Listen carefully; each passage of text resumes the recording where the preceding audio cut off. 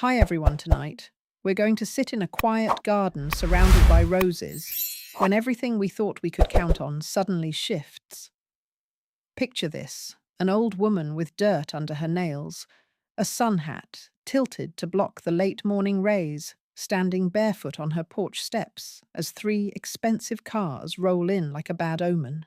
You might assume this is about a birthday surprise, or maybe a long overdue reunion. But no.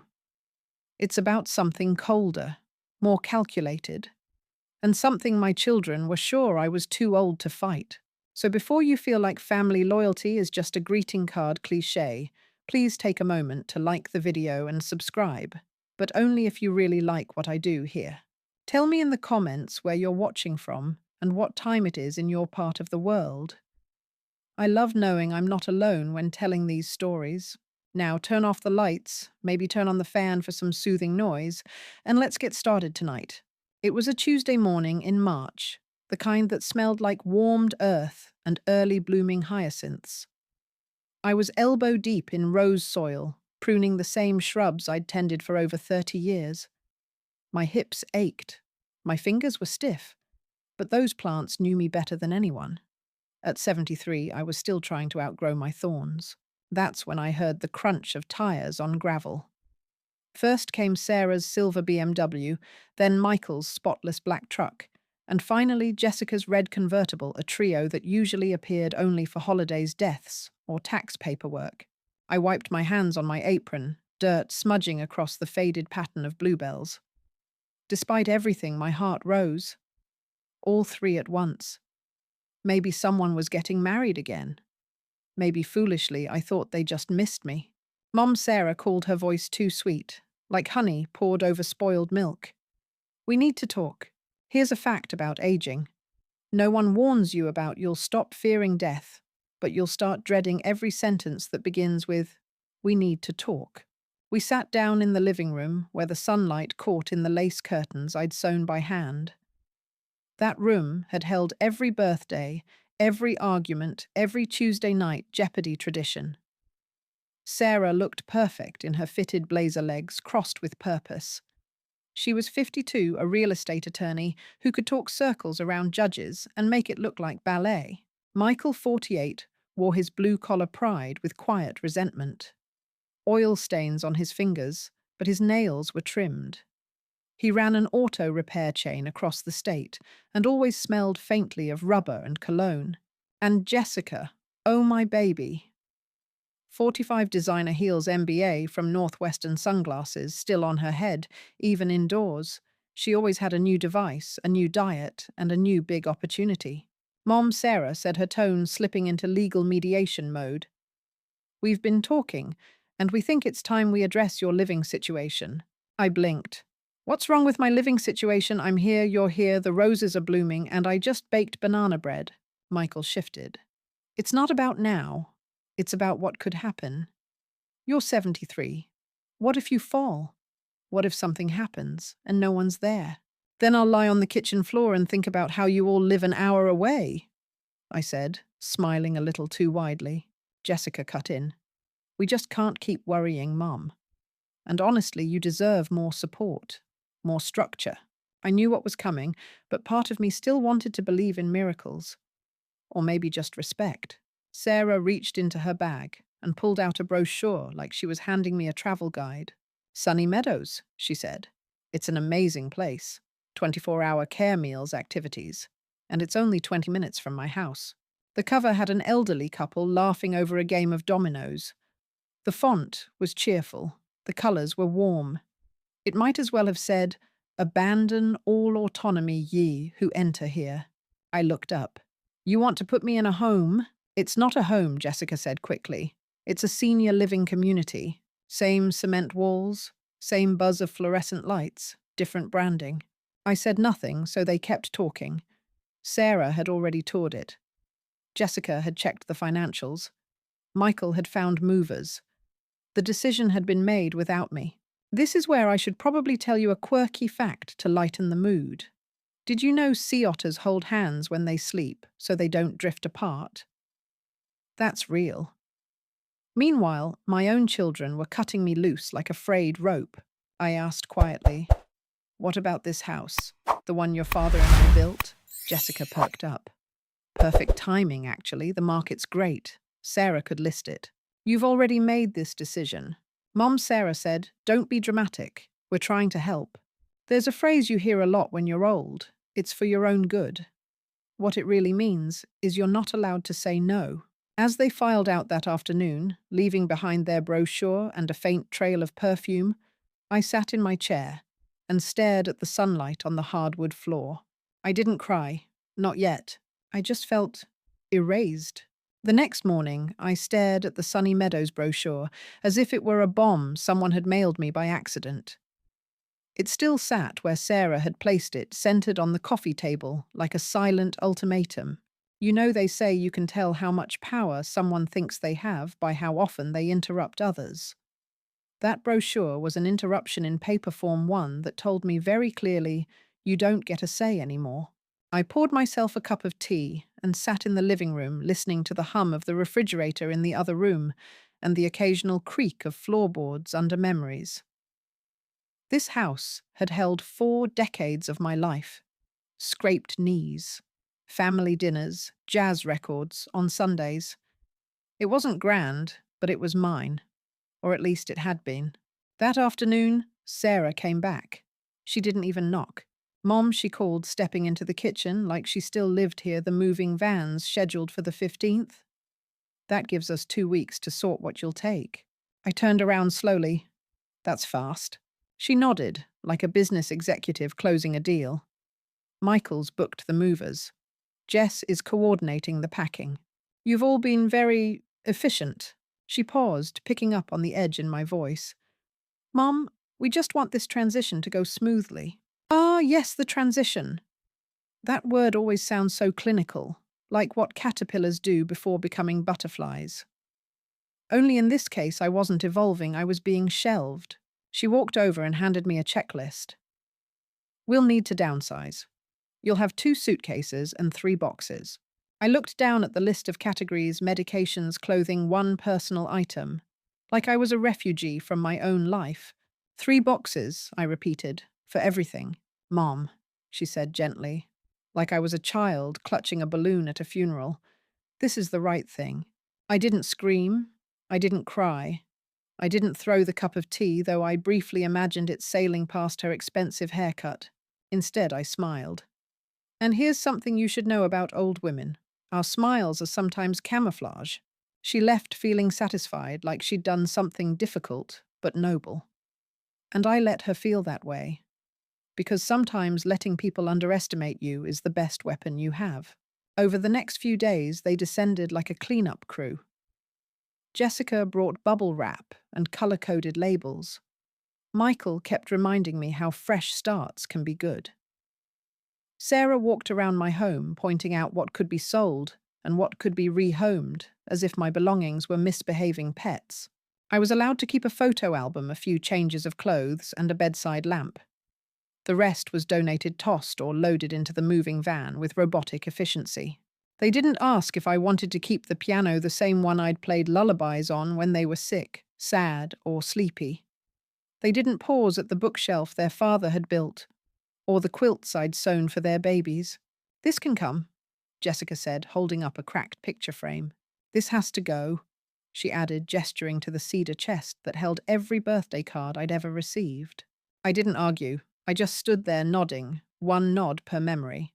Do you know the oldest known musical instrument is a flute, carved from a vulture bone over 40,000 years old? And here I was, watching my children treat my life's artifacts like junk from a garage sale. The morning of the move, they arrived early. I was dressed and ready, wearing a blue cardigan I hadn't worn since my husband's funeral. Sarah said it looked nice and dignified, like I was going to a meeting rather than being evicted from my own existence. They loaded me into the passenger seat of Sarah's BMW. I watched the house shrink in the rearview mirror, the porch swing where I'd nursed Michael, the kitchen window where I'd taught Jessica to spell Wednesday, the garden where Sarah had once buried her pet turtle in a shoebox decorated with glitter glue. No one looked back, except me. Sunny Meadows sat behind a decorative gate that tried very hard to look like something from a postcard. The inside smelled like boiled carrots and hand sanitizer. The walls were painted a yellow that reminded me of old teeth. The receptionist greeted us with the kind of smile that belongs on a dental hygienist or a hostage negotiator. "Welcome. You'll love it here." I was assigned room 237. It had a window facing the parking lot, a twin bed, and a bathroom so small I could brush my teeth while using the toilet. They gave us a 30-minute tour. Dining room, craft hall, themed events, medication schedule. "There's even bingo on Mondays," the staff member chirped. My children smiled and nodded as if checking boxes off an invisible list. Structure. Check. Activities. Check. Peace of mind. Check.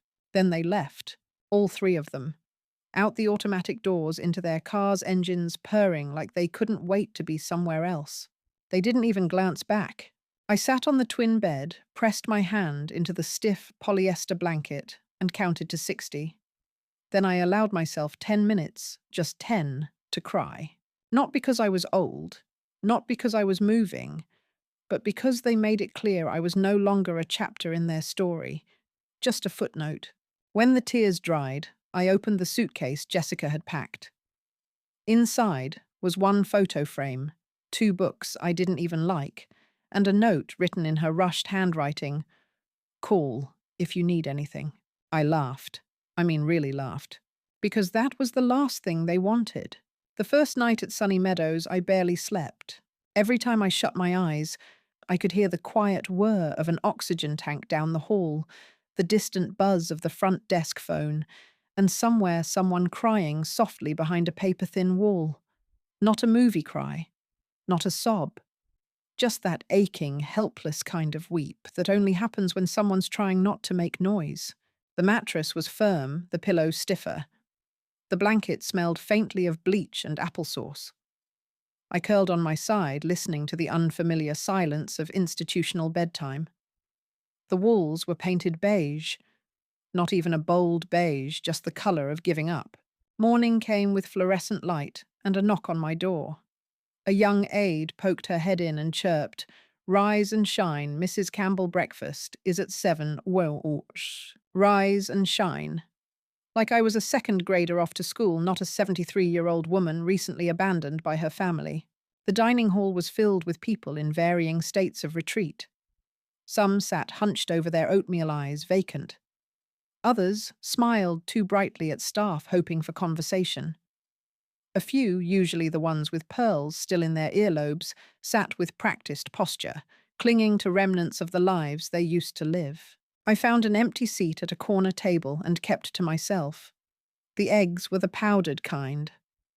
The toast tasted like someone had whispered wheat near it once. But I ate. Because what else was there to do? By the third day, I knew the schedule better than the staff did. Breakfast at 7. Chair yoga at 10. Bingo on Mondays. Crafts on Tuesdays. A nature documentary every Thursday night at 6 p.m., which Margaret in room 239 called Sedation Hour. Margaret had been moved in 3 months ago after her daughters found her passed out in the shower. They hadn't been back since. Not once. She told me that over lukewarm coffee, adding, "They think sending me lavender body lotion every month makes up for it." Across the hall was Harold. His son promised he'd visit every Sunday. That was 6 months ago. Now Harold still sits in the lobby every Sunday, in a blazer holding a newspaper and watching the door like it's a game show buzzer. There was a pattern here, and it was not subtle. It didn't take a Harvard ethics class to see the emotional calculus parents become inconvenient. Inconveniences get outsourced. And nursing homes, they're the modern-day oubliette. Quirky fact for the day. The word oubliette comes from the French oublier, meaning to forget. A perfect little pit for things people don't want to deal with anymore. I started watching the other residents the way I used to watch my children's behavior when they were lying. It was all in the small tells, the sudden silences when the word visit came up. The sighs when Sunday passed without so much as a text. We were all in the same club here. The unvisited, the unprioritized, the people whose children were just too busy. Each time I passed the front desk and saw that same fake cheer on the receptionist's face, I wanted to scream. But I didn't. Because old women are rarely rewarded for volume, we're expected to be soft, grateful, and invisible. That evening, I returned to my room and stared at the photo frame Jessica had packed for me. It was a shot of all three of them at Sarah's 50th birthday party. I wasn't in it. Neither was anyone over 60. But they all looked so happy, like their lives had finally gotten clean again. I sat on my narrow bed and thought about all the years I gave them. The double shifts at the textile factory to pay for Sarah's law school. The time I sold my engagement ring to help Michael start his first garage.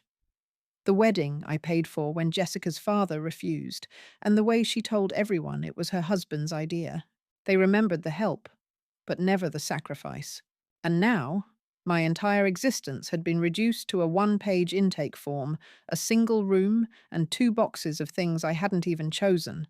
I lay back on the bed, stared at the ceiling, and let the truth settle in like dust. I had officially become manageable.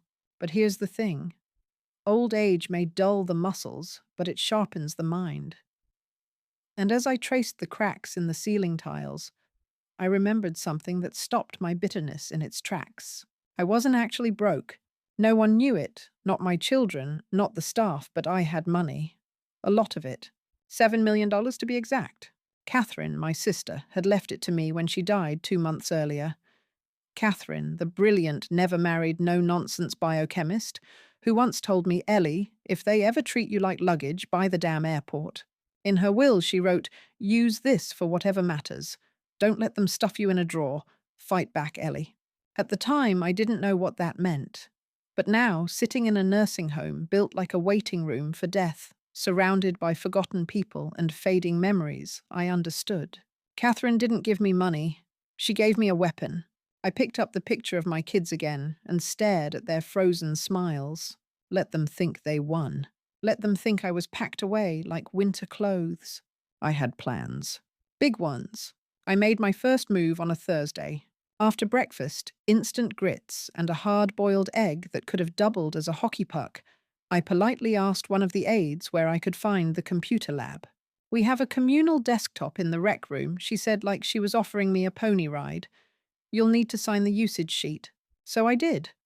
And then I sat down in front of the wheezing Dell desktop that still had a floppy disk drive and a wallpaper of a waterfall from Windows 7. But hey, it had internet. And that's all I needed. I typed in Sunny Meadows assisted living ownership, then added financials, then added complaints. The results. Let's just say if this place were a restaurant, it'd have been shut down by the health department by now. Sunny Meadows was part of a trio of senior care facilities owned by a little-known group called Golden Years Holdings, a company that sounded like it belonged to someone who only wears pastels and charges for hugs. Golden Years had overextended itself, bad loans, investor lawsuits, and a public relations scandal involving bedsores and a feral cat that had somehow moved into one of their Arizona branches. I'm not joking. A cat named Ruffles made the local news. More importantly, they were broke. Like holding on by a thread broke. They'd tried to expand too quickly, opened 3 new sites in 2 years, and were now underwater on every property, except Sunny Meadows, which was only staying afloat because of proximity to upper-middle-class suburbs like Sarah's. This place wasn't just a nursing home. It was a liability. And I had $7 million in liquid assets and a temper that had been simmering like stew for weeks. I spent the rest of the morning building a folder of screenshots, links, and notes.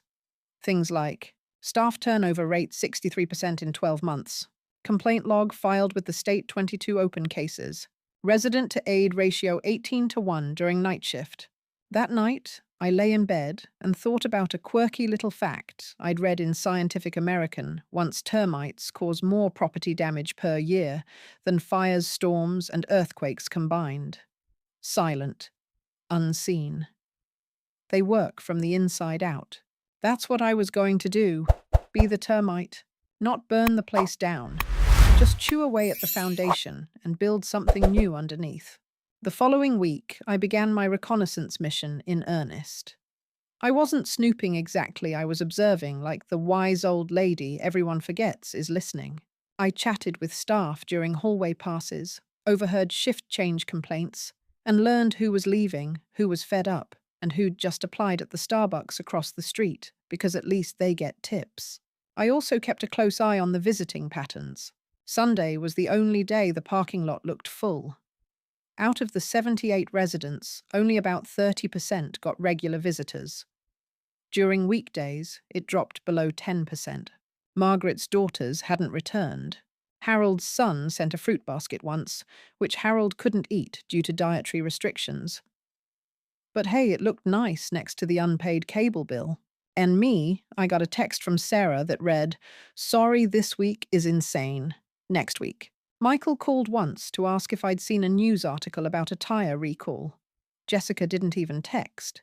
She just sent an emoji-laden message through the staff portal with a link to an online yoga class she thought I'd enjoy. I clicked it. It was 38 minutes of a woman named Skylar whispering about shoulder expansion while seated on a beach ball. I closed it in under 4. Around that time, something shifted in me. I stopped feeling like a victim and started feeling like a project manager. This wasn't just about revenge anymore. This was about reclamation. I wasn't just going to survive here. I was going to own this place. Literally. The next Thursday, I asked the receptionist for directions to the nearest bus stop. "Going somewhere fun?" she asked brightly. "Doctor's appointment." I lied with a smile that would have made Catherine proud.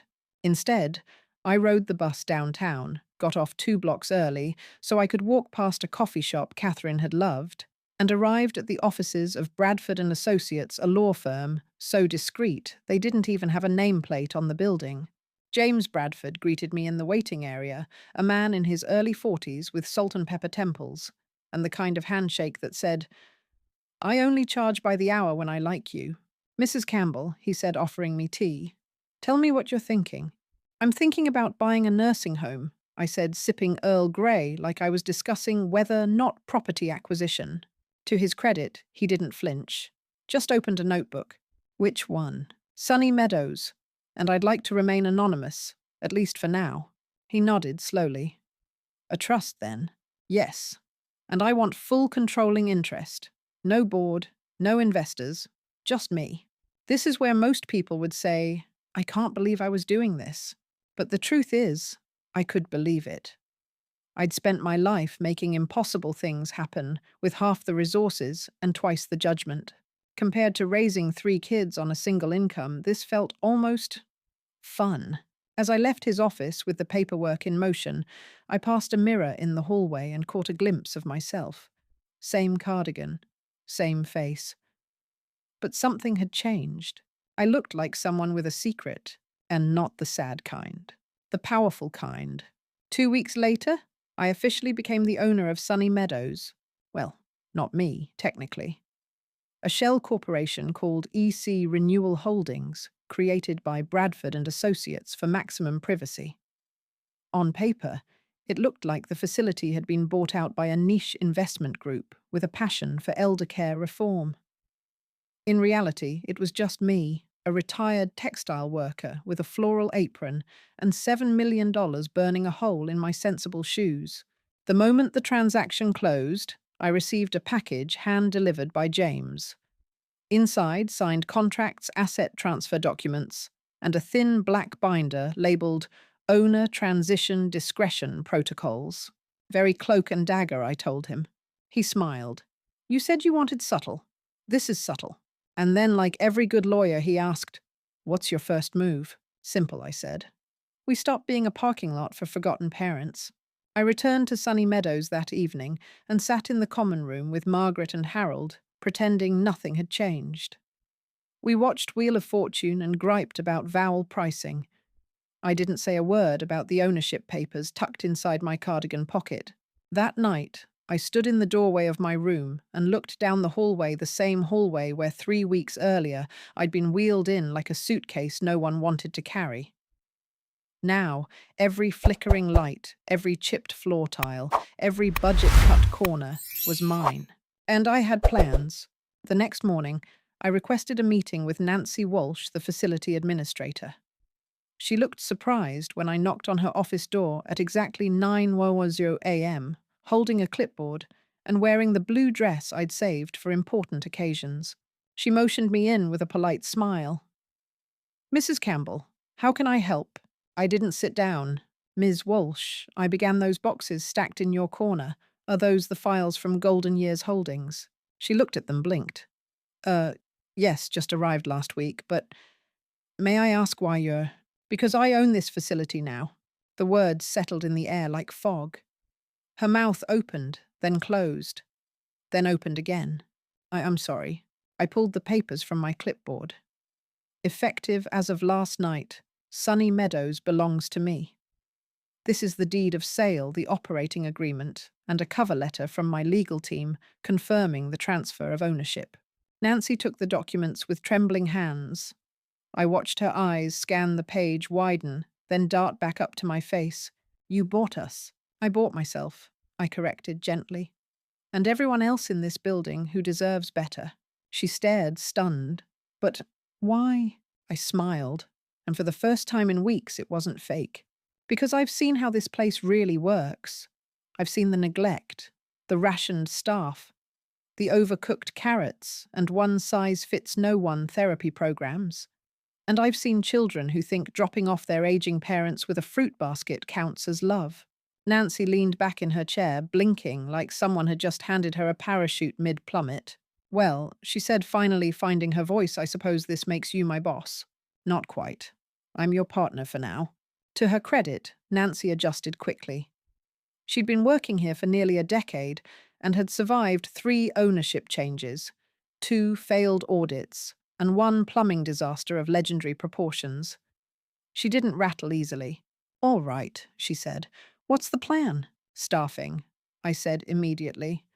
"I want a full report on every position, CNA, RN, food service, janitorial. I want to know how many people you're short and how much more we'd need to offer to keep them long-term." Nancy nodded, already scribbling. "Anything else?" "Yes. I want to change the visiting policy." She looked up. "How so?" "Families who visit their loved ones less than twice a week will be limited to Sundays from 2 to 4 p.m. Nancy froze mid-scribble. I'm not sure we can do that legally." "We can," I said. Bradford's team confirmed. "As long as every resident gets access, we can define access parameters. We're not banning visits. We're encouraging responsibility." Nancy tilted her head, skeptical. "It'll cause a stir." "I hope it does. Because the truth is, I wanted my children to be angry. I wanted them to march in here, faces flushed, voices raised, demanding why they couldn't drop in once a month and still be considered caring. This wasn't about punishment. It was about awareness. That night, I typed out the visiting policy on a refurbished laptop and watched the words form on the screen like a quiet revolution. Effective, immediately families who visit less than twice per week will be restricted to Sunday afternoon, visiting hours, 2 4 p.m. This policy exists not to alienate families, but to reinforce the importance of consistent engagement with our residents. I handed it to Nancy the next morning. "I'll send it out today," she said. "Expect backlash." "I'm counting on it." And oh boy, did I get it. By Tuesday, the phones were ringing off the hook. Voicemails full of indignation. Emails accusing us of manipulation. One man even threatened legal action, then misspelled violation 3 times in the same message. On Wednesday, Sarah burst through the front door like a corporate tornado. "Mom," she barked, "we need to talk." I looked up from my knitting, smiled sweetly, and said, "Why, hello, dear. Visiting twice in 1 month, I'm touched." Sarah stood in the lobby like a storm in designer heels, her face flushed, lips pinched tight around whatever lawyerly phrasing she was about to launch at me. Behind her, the receptionist pretended to rearrange a candy bowl, clearly uncomfortable. Mom, Sarah said again, voice clipped. What is this new visiting rule? I set down my knitting rows of sky blue wool, slowly becoming a cardigan for Margaret across the hall, and looked up at her as calmly as I could manage. It's a new policy, I said. Residents need more connection, not sporadic appearances like they're pets in a shelter. That's not fair. No, I said, what's not fair is being dropped off like dry cleaning and only seen when someone has a free Sunday and a low guilt conscience. Her nostrils flared. This isn't about guilt. Then what is it about? She opened her mouth, closed it, then crossed her arms. You can't make these decisions. You're a resident. I smiled. Oh, sweetheart, I said. Didn't you get the email I'm not just a resident anymore? That's when I pulled the letterhead out of my bag, the ownership notice printed neatly with EC Renewal Holdings, stamped across the top, and my initials at the bottom. I own Sunny Meadows. She blinked. What? I bought it. You, Mom, you can't just how. You made me feel like I had nothing left, I said, folding the paper again. And when someone thinks you're powerless, it's amazing what they'll let you do right under their nose. She stared at me like I'd turned into a stranger, and maybe I had. Or maybe she was finally seeing me without the apron, without the sacrifice, without the soft mat of a mother who absorbs all your weight without ever asking you to notice. You had money. I nodded. Yes. You didn't tell us. Would you have acted any differently if I had? Sarah sat down across from me, legs shaking the world, clearly recalibrating in her head. We weren't trying to hurt you, she said, voice quieter now. We just thought you'd be safer here. I don't feel safer, I said. I feel shelved, like a book you didn't finish reading. She looked away. I softened my voice. Sarah, do you know what Margaret got for her birthday? A cupcake. From the staff. No card. No call. Her daughters live 20 minutes away. Her eyes welled up slightly, but she blinked it back fast. Always the professional. Always composed. And Harold, I continued. Every Sunday he puts on a tie. Every Sunday he waits. His son hasn't shown up in 6 months. But Harold still waits. Because we're wired to believe our children won't forget us. Sarah swallowed hard. This place, I said, is full of people who gave everything, time, money, their youth. And when they needed something back, they got distance. Visits arranged like meetings, love replaced with logistics. I didn't mean to treat you like that, but you did. She exhaled, shoulders slumping just a little. So, what now? Now, I said, standing slowly, knees cracking like a symphony. Now you and your siblings can either choose to show up or enjoy your Sunday visits like everyone else who failed to try harder. A beat passed. 2. Then I added almost as an afterthought. You'll be meeting with our new social director next week. We're creating family engagement plans. You'll need to attend orientation. Sarah blinked again. You're serious? Deadly. She stood. And for a moment I thought she might hug me, but she didn't. She just nodded stiffly and walked out her heels, echoing down the hallway. I sat back down, picked up my knitting and let out a long breath. 1 down.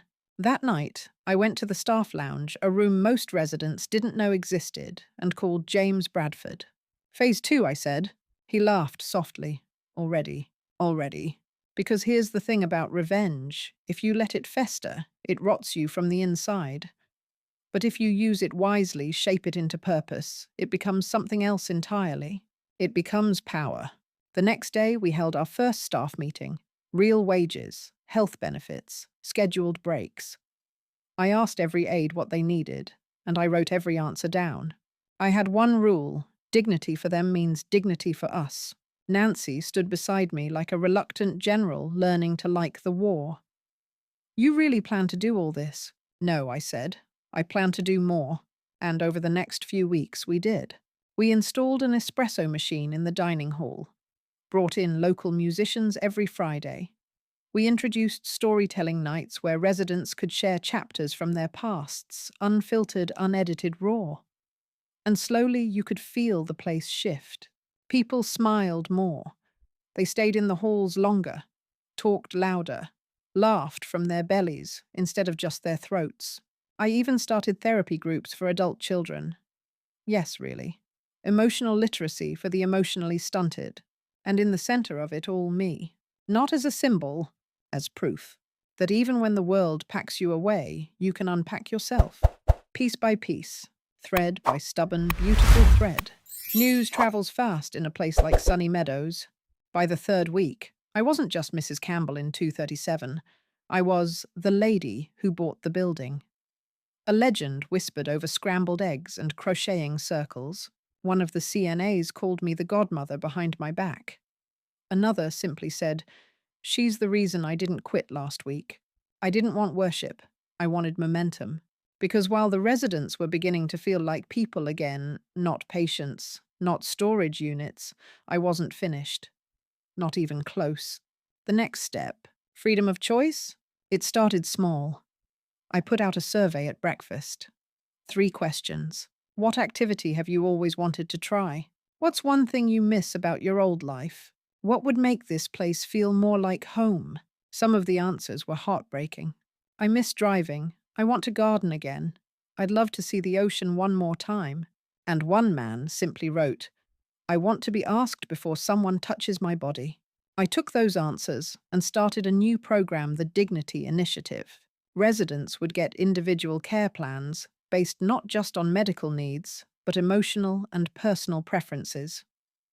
Margaret, who used to love watercolor painting, I brought in an instructor twice a week. Harold, who missed driving. We partnered with a local high school's auto shop program. They rebuilt a vintage golf cart with Harold's taxi painted on the side. He gives rides around the property now, even wears a cap. And the man who wanted control over his body, he now has a sign on his door, "Knock first, always." And every staff member honors it. There were complaints, of course. Some of the board members from golden years, what was left of them, sent a strongly worded letter asking why revenue was down and why are we funding weekly poetry nights. I sent them a photo of 80-year-old Marlene in a feather boa reciting Maya Angelou to a standing ovation. They didn't write back. One Friday afternoon, I hosted a meeting with the families of our residents. I called it The Gathering. They were curious. Some were defensive. Most expected cookies and a guilt trip. What they got was coffee chairs arranged in a circle, and me standing in the middle with a whiteboard that read, "What does respect look like to someone you only see once a month?" I gave them paper and pens. No one moved for a while. Then slowly a few people started writing, listening more, letting her talk about the past without rolling my eyes, showing up. Jessica arrived halfway through, balancing a soy latte and trying not to look out of place. "Mom," she whispered, pulling me aside. "What is all this?" "A workshop," I said. "Think of it as family therapy without the passive aggression." She glanced at the circle. "So you're running a program now?" "I'm changing the rules." "You didn't tell us you had money." "No," I said, "and you didn't ask if I had dreams." That stopped her cold.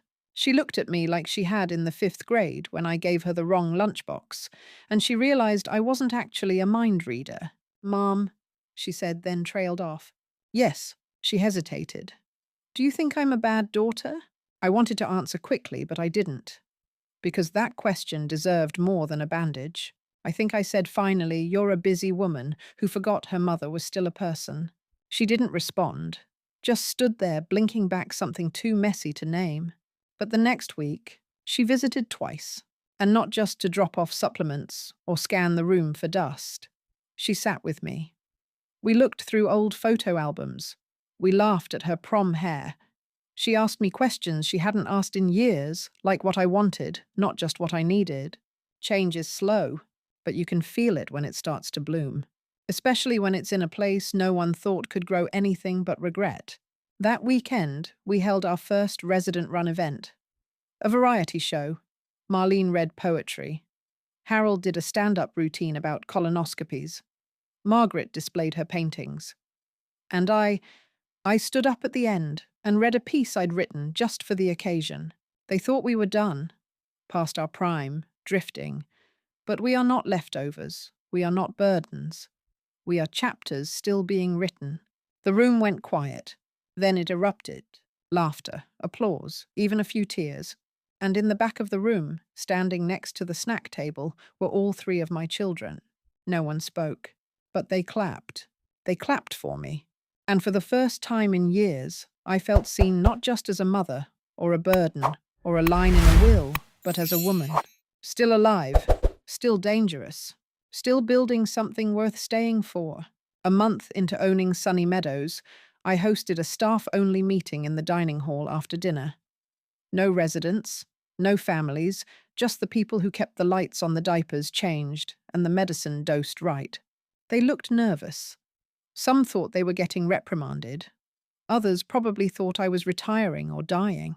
Instead, I passed out notebooks. Write down the 3 most frustrating parts of your job, I said, and the 3 things you love most about working here. Silence. Then pens began to scratch. Nancy read them aloud at the end. One aide said, "I love making residents laugh, but I hate when I don't have time to even ask how they're feeling." Another, "I like being needed. I don't like being treated like I'm disposable." We hung those answers on the wall, and then I told them the truth. There would be no performance reviews this year, no quotas, no surprise inspections meant to catch people slipping.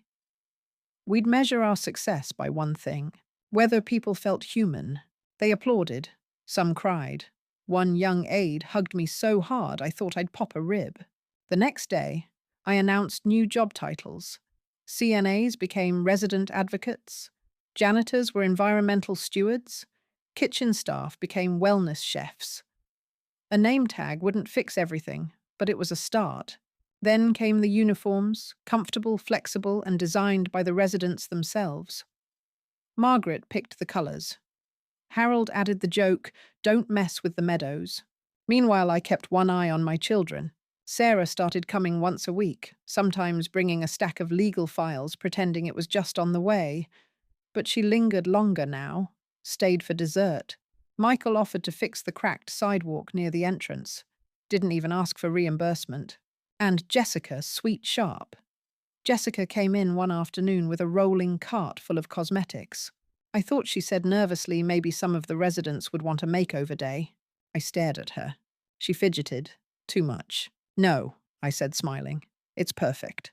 That Friday, the halls turned into a beauty parlor. Margaret wore blue eyeshadow. Harold got his eyebrows trimmed. I even let Jessica curl my hair, which resulted in something between a dignified bob and a startled sheepdog. We laughed until our sides hurt. And that night, when Jessica sat across from me with her makeup smudged and her heels off, she whispered, "I missed you." I didn't say anything at first. Then I reached over and took her hand. "I've been here the whole time," I said.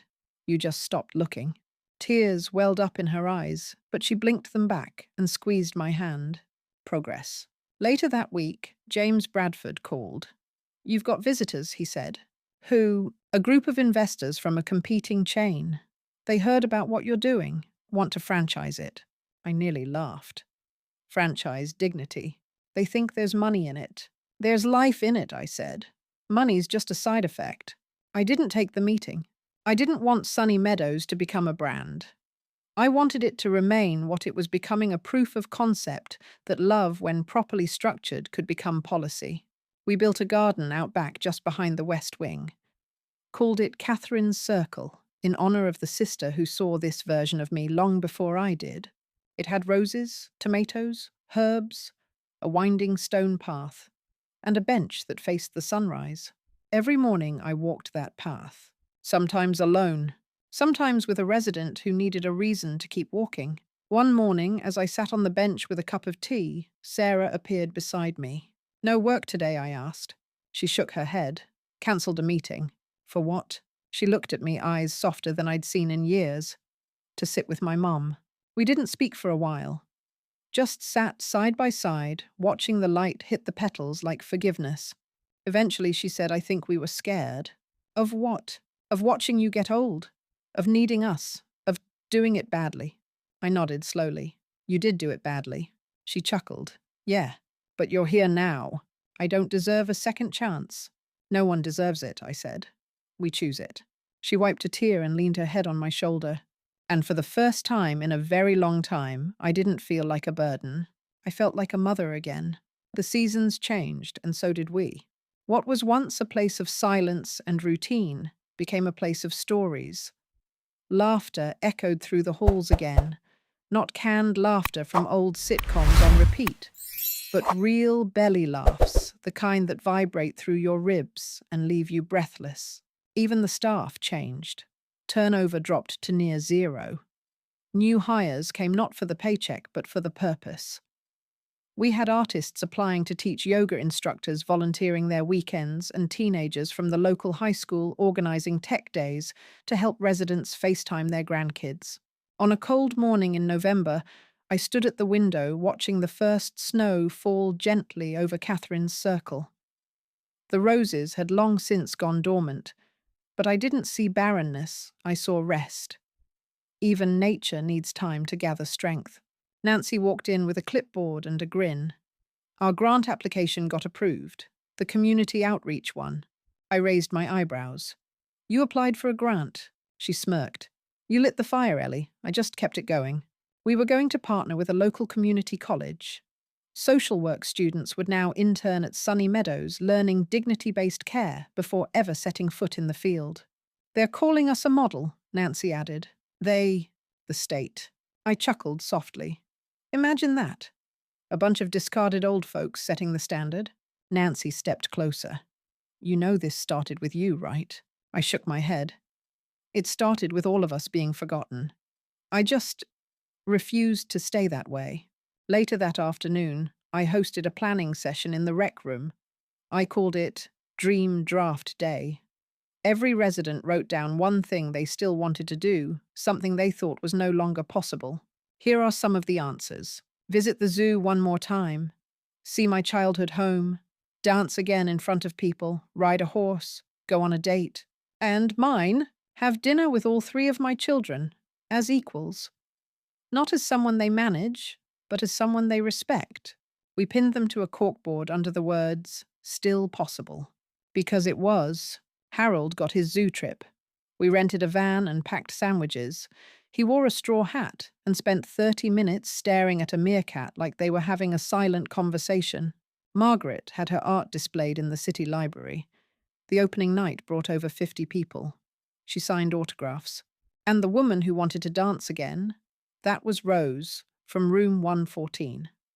We cleared the dining hall, brought in a string quartet from the local college, and Rose Walker and all did 3 slow turns in front of an applauding crowd. She cried. We all did. But mine that dinner with my children was still pending, until one day a hand-delivered envelope appeared on my nightstand. It was from Sarah. Mum, we've been talking. We want to come to you not as caretakers or planners, just as your kids.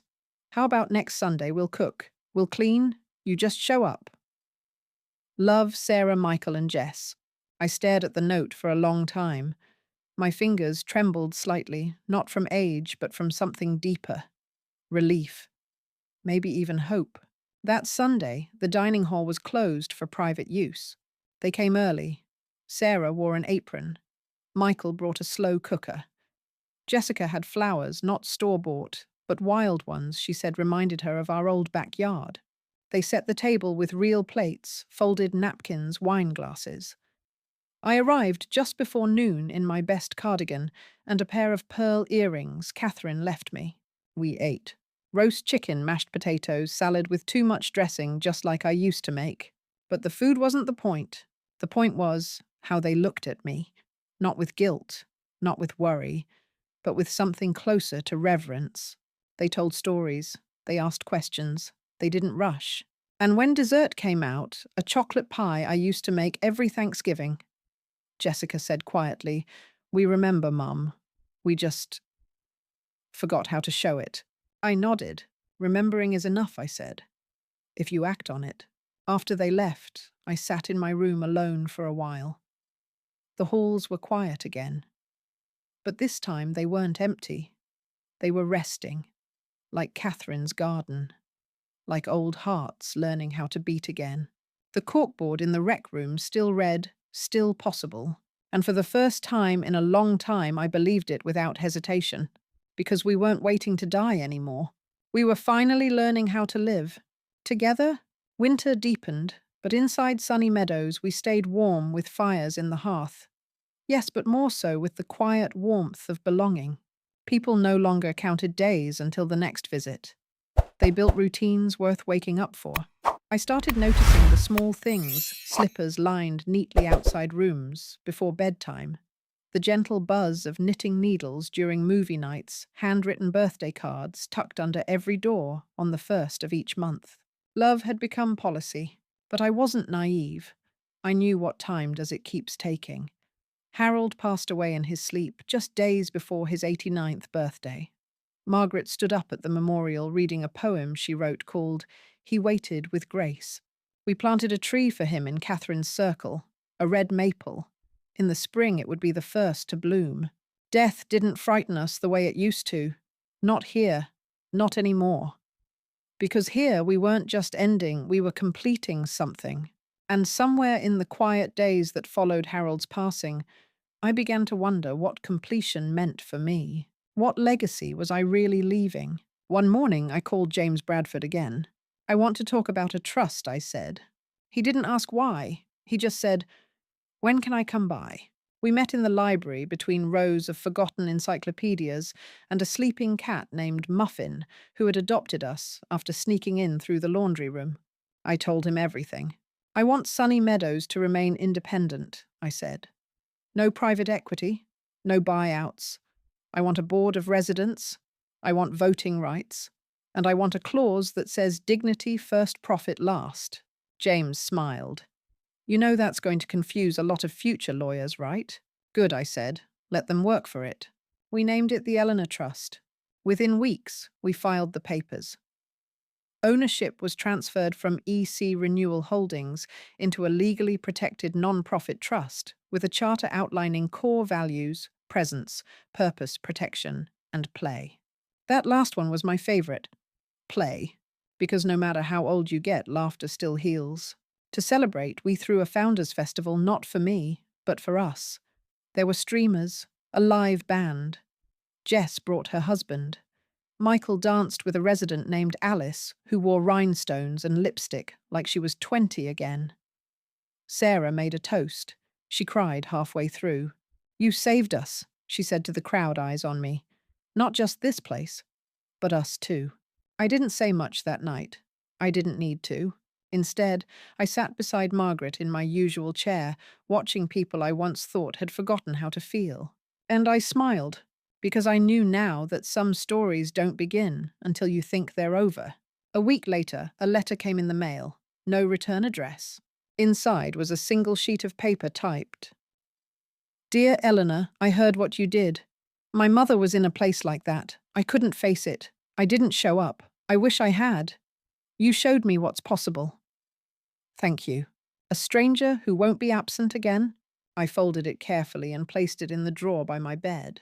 Legacy isn't built with grand gestures. It's built with choices that echo. And mine had finally started to echo in places I'd never see. I never thought I'd be invited to speak at a conference. Certainly not one with a name like Innovating Elder Care Models for the Future. The kind of event where people wore name badges on lanyards and used phrases like intergenerational interface. But there I was, 74 years old, standing behind a podium at a hotel ballroom in Chicago, wearing my soft grey sweater and a pin in the shape of a key on my collar Catherine's polished for the occasion. The projector behind me displayed a simple slide, "We don't age out of purpose." Eleanor Campbell. The room went quiet. I took a deep breath and spoke. I was placed in a nursing home by my children, I began. I don't say that to shame them. I say that because it's common. More common than any of us here want to admit. Some heads nodded. I spent the first week grieving my freedom. The second week, grieving my dignity. And by the third week, I realized something terrifying: I wasn't alone. Not in the way you think, but in the way that matters most. Emotionally, spiritually, existentially. We were a building full of people who had stopped being seen. I paused. The room was silent. One man in the front row stopped typing on his tablet. I didn't set out to buy a nursing home. I set out to survive being placed in one. But when my sister passed and left me her estate, I saw an opportunity.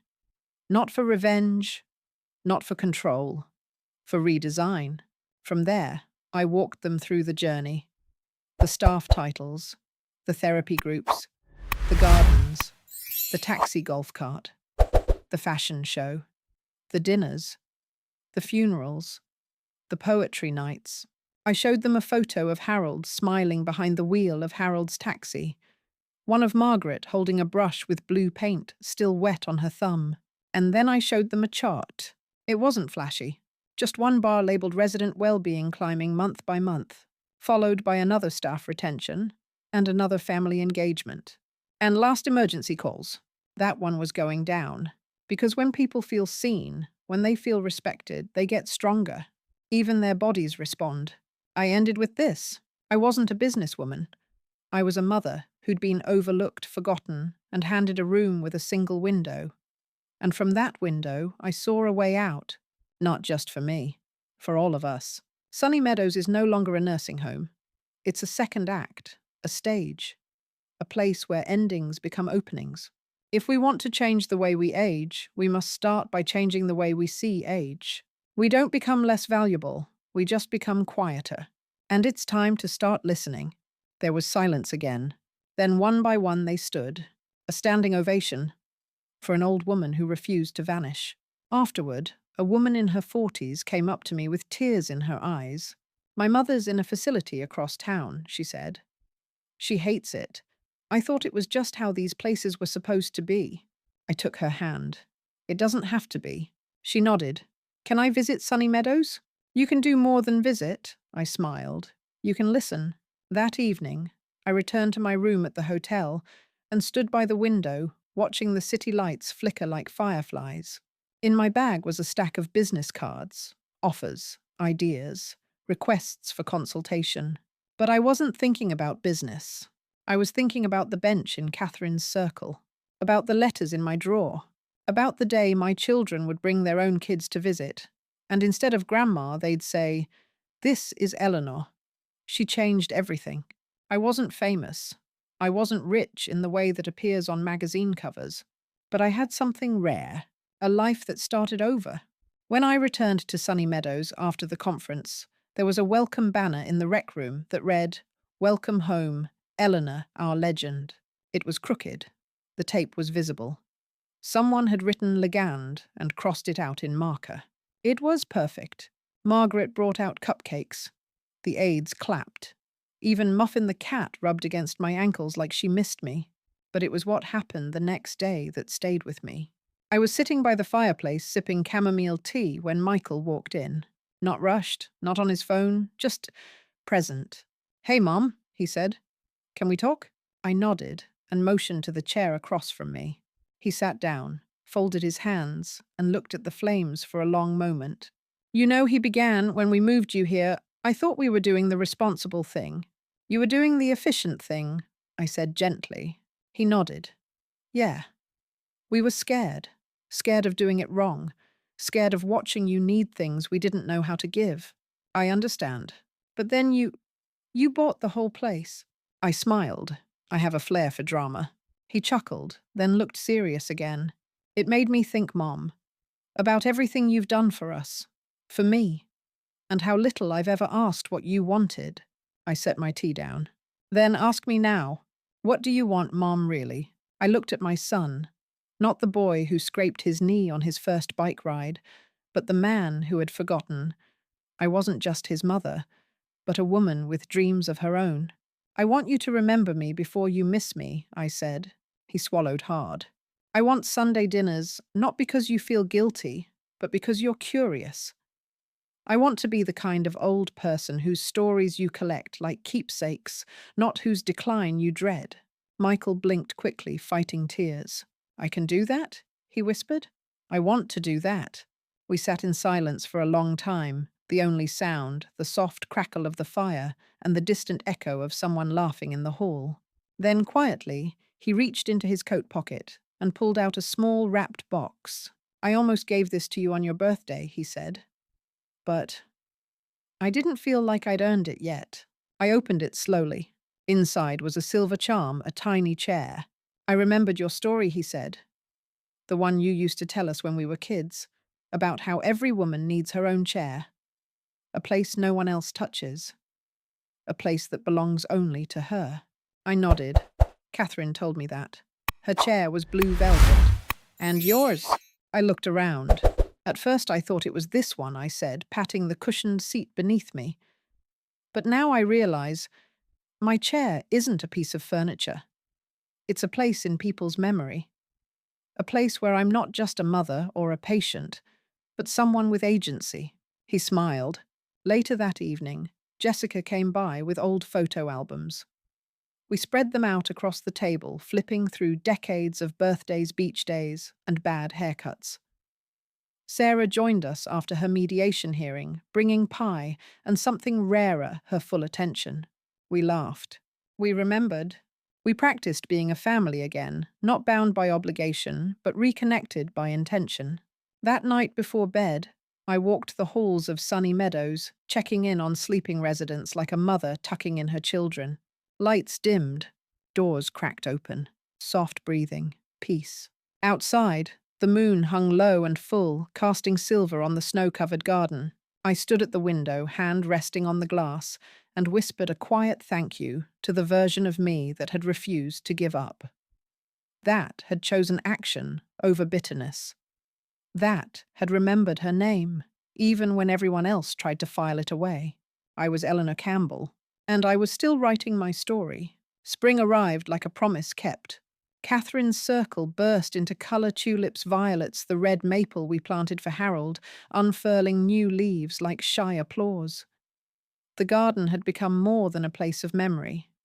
It was where we gathered, where we healed, where we bloomed residents and staff alike. We started every morning out there now, not formally, just whoever wanted to come, coffee in hand, cardigans wrapped tight, silence shared like a secret. It felt sacred. One morning, Rose brought a radio. She played old jazz, Ella Fitzgerald, soft and slow. A few people danced. Margaret hummed. And then Sarah arrived. She didn't come alone. She brought her daughter, my granddaughter Lily. I hadn't seen her in almost a year. She was taller now, wore a denim jacket and nervous eyes. "Hi, Grandma," she said. I smiled, heart thudding. "Hi, Lily." We sat on the bench together. I showed her which flowers were blooming, told her which ones were Catherine's favourites, and pointed out where Harold used to park his golf cart pretending to charge fares in nickels. She laughed, really laughed. Then she grew quiet. Mom told me everything Lily said, about how she left you here. She didn't leave me, I corrected gently. She just stepped back for a while. I gave her space. She gave me time. But it was wrong, Lily said, voice trembling. I looked at her, this teenager trying to carry a burden that wasn't hers, and said, "Sometimes love takes a detour. What matters is whether it finds its way home." We sat in silence. Then she pulled a small notebook from her bag. "I wrote something," she said. "For English class. Can I read it to you?" I nodded. She opened the pages, voice soft at first, then stronger. "My grandmother changed everything. When the world told her to fade, she got louder. When her family forgot to ask what she wanted, she asked herself. And when no one expected anything, she built a garden, a home, and a movement. I want to be like her. Not because she's old, but because she's brave." I didn't cry often anymore, but I cried then. She handed me the notebook. "It's yours." I hugged her tightly, inhaling the scent of youth and hope and 1,000 new beginnings. That afternoon, we hosted a storytelling circle in the garden. Residents shared first kisses, wartime romances, the time they accidentally dyed their hair green in 1973. Then it was my turn. I stood slowly. My knees creaked like always, but my back stayed straight. "I used to think my story was over when my kids dropped me off here," I began. "But endings are tricky things. Sometimes they're just chapters dressed in disguise." The circle grew quiet. This place used to be a hallway of whispers. Now it's a garden of voices. I thought I was alone, but I wasn't. I was just waiting for the world to look up and see me again. I looked at Lily sitting beside Sarah. I want to leave behind more than a name on a chart. I want to leave behind a blueprint. That night, I wrote in my journal, "They see me now, not just as someone who gave them life, but as someone who claimed her own." In the drawer by my bed, I placed Lily's notebook next to the letter from the stranger. Side by side. Two echoes, two affirmations. Proof that what we choose to reclaim multiplies. And in that stillness, I knew I had planted something here, and it would keep growing long after I was gone. Summer arrived with long golden afternoons, and a peace I had never known in all my years. By then, Sunny Meadows was no longer a facility. It was a community. A place where residents planned workshops, staff members brought their children for weekend picnics, and even the grumpiest old souls had become unlikely ambassadors of joy. Margaret taught a poetry class. Rose started a matchmaking club. Yes, really. "You're never too old to find someone to hold hands with," she liked to say. And me, I started writing again. It began with short essays, reflections I printed and read aloud on Sunday mornings in the garden. I called them letters from the second act. People started asking for copies. Then the local paper ran one. Then a publisher called. I laughed for a full minute when they asked if I'd considered turning my story into a book. "I considered not turning into a ghost," I said. That was enough for a while, but I said yes. Not because I wanted to be an author, but because somewhere out there, I knew another woman was sitting in a room just like mine, feeling just as invisible as I once did. And maybe my voice could become a ladder for hers. The book came out in early June. The Chair is Still Warm, A Late Blooming Life by Eleanor Campbell. It wasn't a bestseller, but it was something better. It was passed around, dog-eared, underlined, gifted between mothers and daughters, tucked into waiting room purses, mailed in quiet envelopes to people who needed to know it wasn't too late. One morning, I walked into the dining room and found Jessica reading a copy at breakfast, tears sliding silently down her cheek. "I'm sorry I didn't see you sooner," she whispered. I leaned down and kissed the top of her head. "You do now." That weekend, we held a celebration in Catherine's Circle. We called it the Living Legacy Festival. Not to honor me, but to honor the idea that our lives don't end when we're retired, or when we get sick, or when we need help getting out of bed. We decorated the garden with paper butterflies, each one inscribed with something a resident had reclaimed.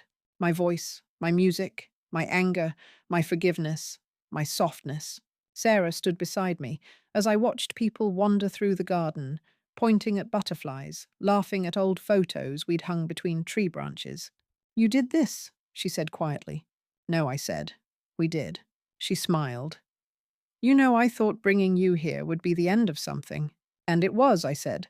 "The end of being unseen." Later that night, I stood on the garden path alone, listening to the crickets and the distant sound of jazz playing on someone's radio. I touched the bark of Harold's maple tree, now tall enough to cast a little shade. I thought of everyone who had once sat in this place, bent, tired, waiting for their stories to be over. And I whispered, we rewrote the ending. Inside, Lily and Jessica were setting up a movie night. Margaret was fussing about popcorn flavors. Nancy was trying to figure out the projector again. I smiled. I had no idea how much time I had left. None of us did. But I wasn't afraid anymore, because I had planted something, not just in the soil, but in people. And it would keep growing, even when I was gone, especially then. They say you die twice, once when your body stops breathing, and again the last time someone says your name. I think about that sometimes when I walk the halls of Sunny Meadows and hear someone laughing or calling Mrs. Campbell. "You've got to see this," or simply Ellie. I'm still very much alive, but even when I'm not, I know now I won't be forgotten. Not because I did something grand, but because I chose not to disappear. On the anniversary of the day I moved into Sunny Meadows, the staff surprised me. They wheeled me out to the garden. Yes, I use a wheelchair now when the arthritis flares, and everyone was there. Residents, staff, my children, even a few neighbors and former skeptics who once called this place where dignity goes to die. There was a brass plaque installed beneath Harold's red maple, the Eleanor Trust Garden, where second chances bloom. My breath caught. Not from the words, but from knowing they came from them. I hadn't asked for it. They just knew. Sarah gave a speech. It was short, careful, but full of heart. She taught us that aging isn't decline, it's revelation, she said. We didn't lose our mother. We found the woman she was always becoming. Michael followed, telling the story of the charm he gave me the little chair and how it now sat on a shelf in his office. Jessica cried through her entire tribute, pulling Lily beside her to help her finish. And then, without a word, Margaret rolled me up to the front. Your turn, she whispered, eyes twinkling. I looked at the sea of faces. So many I had watched change, soften, open, heal. So many I had loved back into themselves. And I said, I am not a miracle. I'm just a woman who got tired of waiting for permission to matter. They were quiet, listening. I was placed here. But I stayed here. I bought the building, yes. But more importantly, I planted the idea that we don't have to vanish just because we wrinkle. We are still tender, still wise, still full of mischief. A few chuckled. Muffin the cat meowed like she agreed. I continued. We talk about legacy, like it's some towering statue or famous name. But it's not. It's the way someone remembers how you made them feel. It's the flower they water because you once cared for it. It's the story they tell their daughter when she feels small. I reached for Lily's hand. She squeezed mine back. My name is Eleanor Campbell. I am 75 years old. I have lived a life. I have claimed a life. And if you remember anything about me, let it be this. It is never too late to become who you were meant to be. There was no applause, just a stillness, the kind that lives in the space after truth. The breeze picked up then. Petals swirled across the garden path. Somewhere a bird began to sing. It was perfect. Later that night, after the guests left and the sun went down, I sat quietly in Catherine's circle, watching shadows dance through the trees. I wasn't afraid. I wasn't waiting. I was here, fully, finally, forever. And that more than anything felt like the real beginning.